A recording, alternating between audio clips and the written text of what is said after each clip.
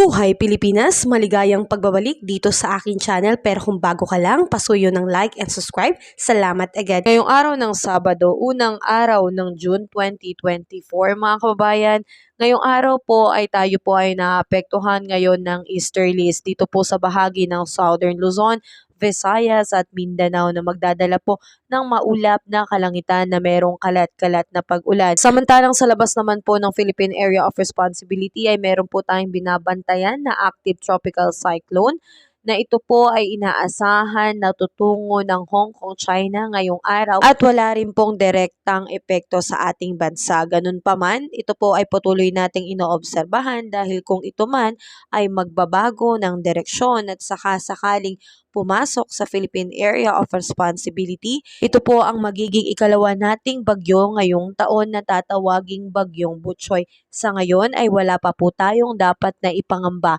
Asahan naman po natin mga kababayan na ngayong araw, particular na po dito sa Metro Manila at ilang bahagi ng ating bansa ay apektado po ang easterlies na magdadala po ng maulap na kalangitan na merong kasamang kalat-kalat na pag-ulan. Kaya yan po ay ating paghandaan. Samantalang ang temperatura po natin dito sa Lawag ay nasa 34 degrees Celsius.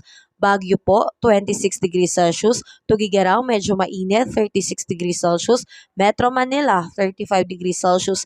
Tagaytay, 32 degrees Celsius. At Legazpi ay 33 degrees Celsius. Samantalang asahan po natin dito sa bahagi ng Palawan, Visayas at Mindanao, patuloy pa rin pong makararanas ng maaliwalas na panahon pagdating ng umaga at sa tanghali. Pero pagdating sa hapon ay may tsansa na po ng pagkakaroon ng pag-ulan.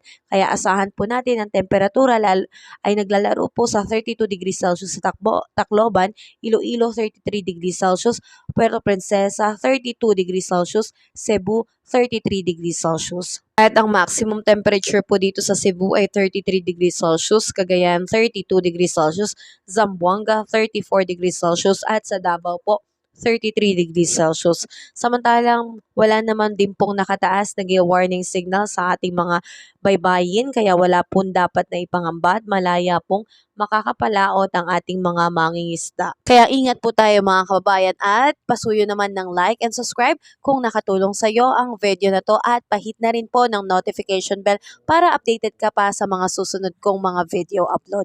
Muli maraming salamat. God bless kabayan. Ingat ka palagi.